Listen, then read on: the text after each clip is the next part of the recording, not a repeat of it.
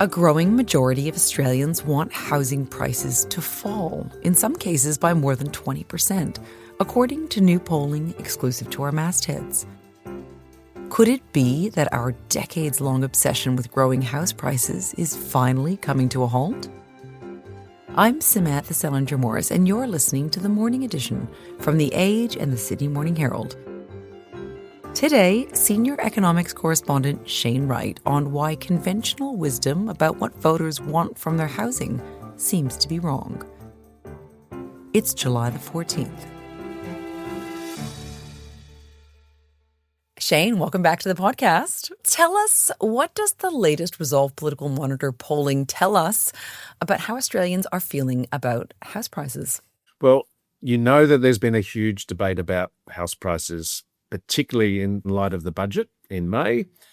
And so in June, we actually asked the question, do people think they could live with lower house prices? And in June, 54%, which was a big surprise to us.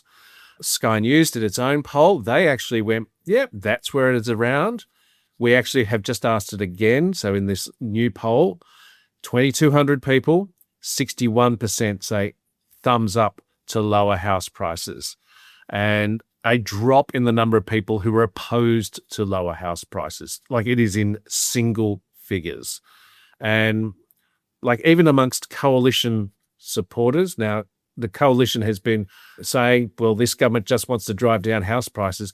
The coalition may be at odds with its own supporters, because 58% of coalition voters, up from 41% in June, yep, the country needs lower house prices. Like, in terms of polling, and I have seen a lot of polls over the years, to see these sorts of numbers, and it's across every age group, every income group, no matter you live out the back of Burke or in the inner city, everyone says, yep, we've got stupid house prices. Let's see them fall a bit.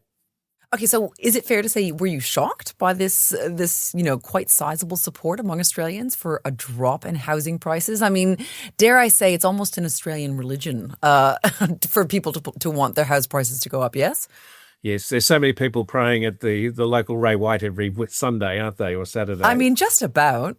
Yeah, and I think you and I have talked previously about, it was John Howard, more than 20 years ago, he was on Brisbane radio and revealed, no one's ever stopped me saying I want the value of my house to fall. That's right. And at the time, just to give listeners some context, so that was 2003, and that was John Howard then being grilled because house prices had at that point doubled in the previous 7 years. So the interviewer was grilling him to sort of, I guess, justify the continued rise in house prices. And that was back then. And they've gone up 300% since then. So I guess here's my question. Does this reflect a larger cultural shift in our values? And I mean that sincerely, if at the time that was the prevailing wisdom, if John Howard indeed was right, and if he was telling the unvarnished truth that really no one had ever complained about their house price going up, does this reflect some broader shift in values? I think it's reflecting a shift in the value of housing over the last 20 years. That is part of it. There's also been a demographic change, like when Howard was speaking in 2003, the boomer population was still 7 years away from retiring, and their wealth, they were being made exceedingly wealthy by what was going on in the housing market. But since that, we've actually had two more generations move through, millennials and Gen Z, and they've gone, what the hell? Boomers have become the bank of mum and dad, as well as some of Gen Xers, and they've all gone, hold on, when the hell did housing get so expensive? I think around 2003, the average mortgage in New South Wales was about $250,000. It's now $860,000. So people have gone, oh, whoops, this has got out of control. And I think that's there is a reason why Labor and Anthony Albanese and Jim Chalmers have been talking about housing for the last, since they came to office. They really did. Because remember, they came to office in 2022. In 2021, the median house price in Sydney had gone up by more than 30% in 12 months. It's the biggest one-year increase that the country has seen since the late 1980s. So, yep, that whole issue has really changed, as well as the political debate. Okay, well, I want to ask you, I guess, about how this is landing politically, because you are recording from Parliament House, the seat of power, as it were, at the moment. And one of our colleagues, Jack Maley, she wrote about this issue of housing just last weekend. And she had said at the time that this has been tricky for the government. She said, notably, Prime Minister Anthony Albanese and Treasurer Jim Chalmers squirm when asked if lower housing prices were the intent of the capital gains tax and negative gearing policies introduced in the May budget and now legislated. So this is tricky, right? Because she was saying, if you say that you do support a drop in housing prices, you could be decried as a wealth-destroying socialist. But if you say, no, you're not against it, you're setting yourself against what almost every economist, politician, and ordinary person has acknowledged for years, which, of course, is that property is completely unaffordable. So how does this, do you reckon, land? What are you hearing there in Parliament in terms of how this is landing with the government and others? Well, I think you're getting into the conventional political wisdom had been higher prices are good for the incumbent. But the term conventional wisdom actually means it's wrong. Conventional wisdom is wrong. I think these two polls and what Sky has also picked up is showing that the community has actually moved on from that default position of the major parties. And we can see, like Pauline Hanson, for instance, has said, yep, house prices have had to fall. And you've actually seen it in some of the media complaints and the questioning, say you're trying to destroy the value of people's homes without, and they're taking it from maybe their listeners or their readers or from whoever's watching them. But once you get out into the field and ask people, there's a whole different feeling. And I want to touch on something else in the polling, because someone might say, well, you're asking this question about house prices. We're not asking about, what about if your house price falls? Or we did ask this question. We did this in this specific one. And again, the proportion of people say, I only want my house price to go up, 15%. So we've asked these people, your house, 15%, 17% amongst those who own their own home. So that's telling you, hold on, the number of people saying house prices continue to go up, that's a good thing, is less than 1 in 5. You don't win any election with that argument. So I'm just curious, how do you square that people across the age demographics in particular are for house prices going down? Like, it's one thing, of course, for people in the younger age groups, you would expect them to want, of course, house prices to go down, because how else are they supposed to get into the market? But how do you square that the older people who have answered this are also in support of house prices going down? I think Labor could claim that they've won the political argument around the fact, and you hear it from Anthony Albanese quite often, no one says to me that the housing market is working properly. No one says the housing market is not broken. And I think the last 10, 15 years where we've got to this point, the tipping point in terms of the political argument has been reached. Like the lowest support, and this is for lower house prices, is amongst over 55s, but that is still 58%. So more than half. So you go, yep, even older Xers and boomers. And remember, there are fewer boomers in the population now. Like they are dying. There's no way getting around that.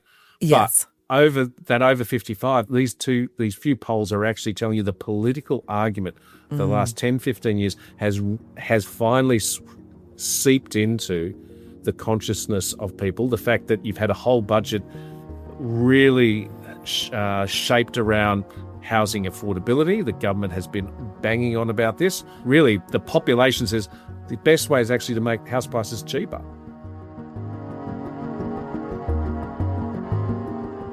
After the break, we have literally stuffed up housing for a generation, more than 30 years. We've really managed to do that all by ourselves. And I think these sorts of polls are suggesting that the public has woken up, said we just can't do it, no more.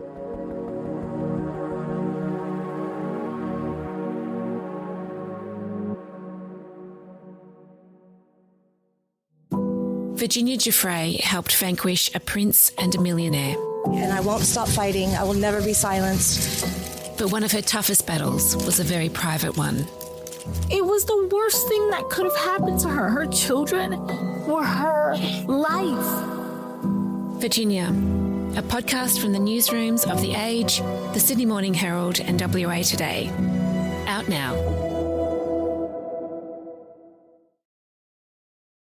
So how might this play for the coalition? I mean, this is just one more issue in which they can essentially not hammer Labor on for getting it wrong, do you think? I think they've got to change a bit of their argument in terms of don't follow the loudest voice on talkback radio and say it's end of days with house prices falling.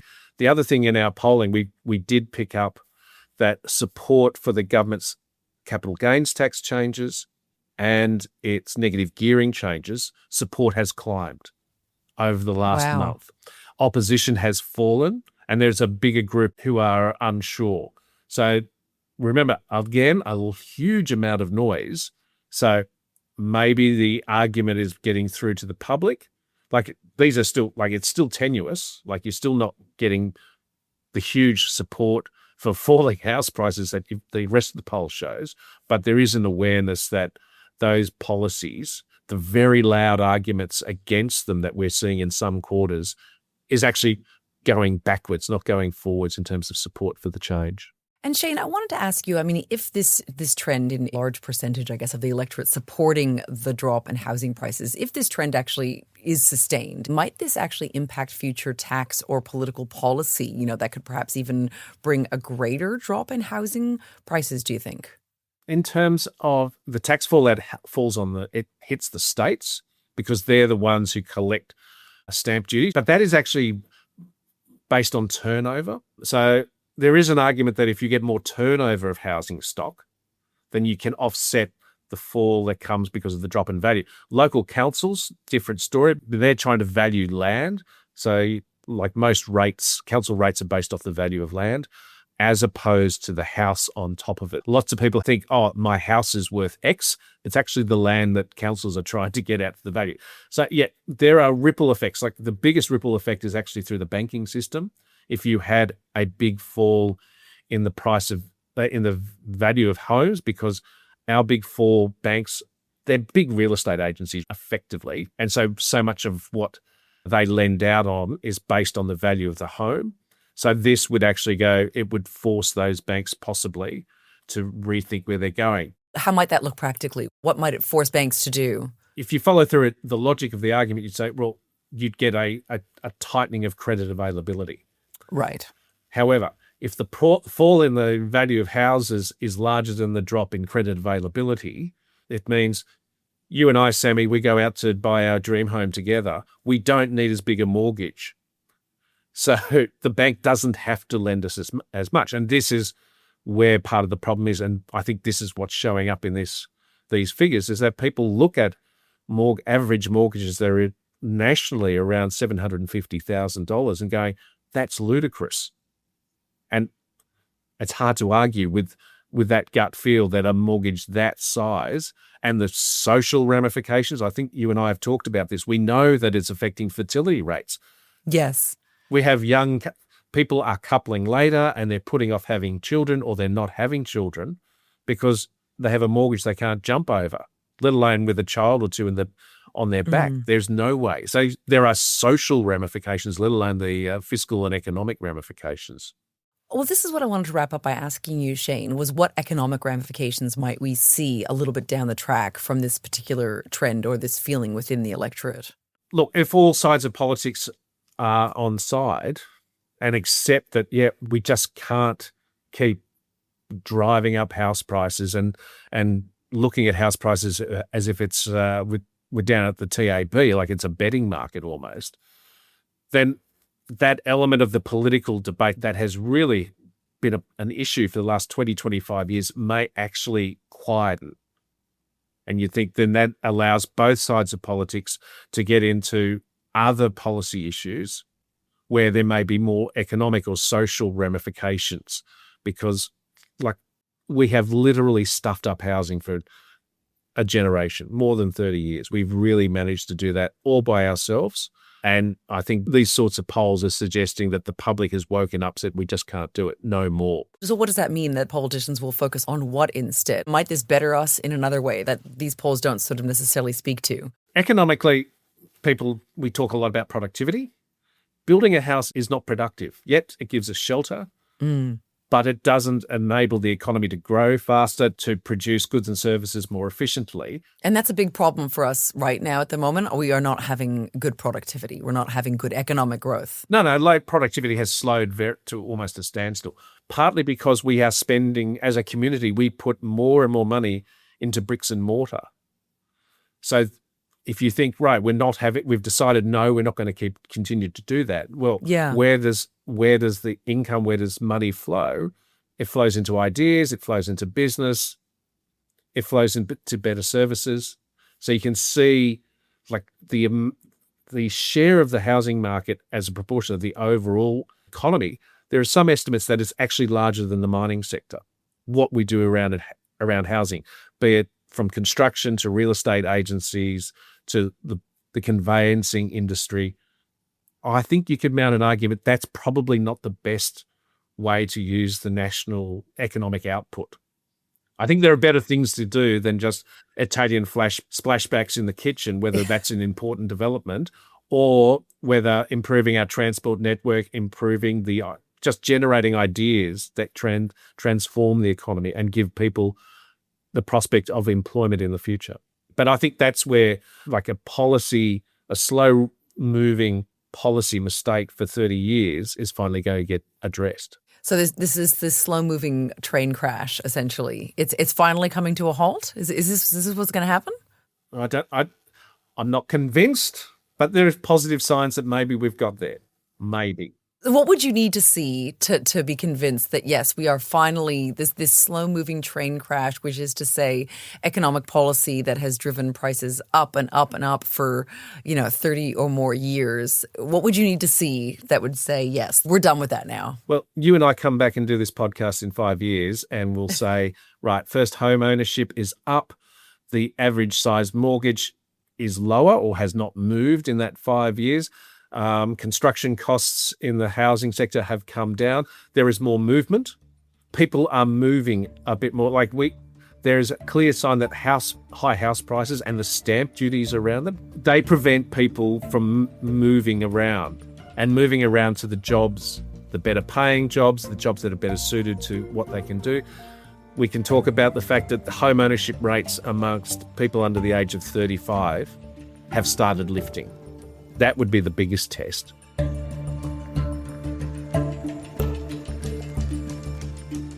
Thank you so much, Shane, for your time. It is always a pleasure to talk to you, Sammy.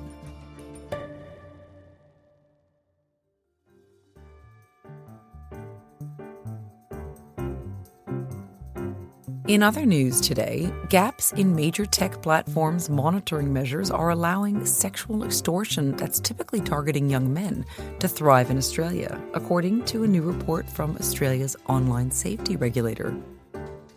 And Los Angeles-based Australian chef Curtis Stone will open his first Australian restaurant, a 100-seat harbourside restaurant at the incoming Waldorf Astoria, Sydney, at Circular Quay.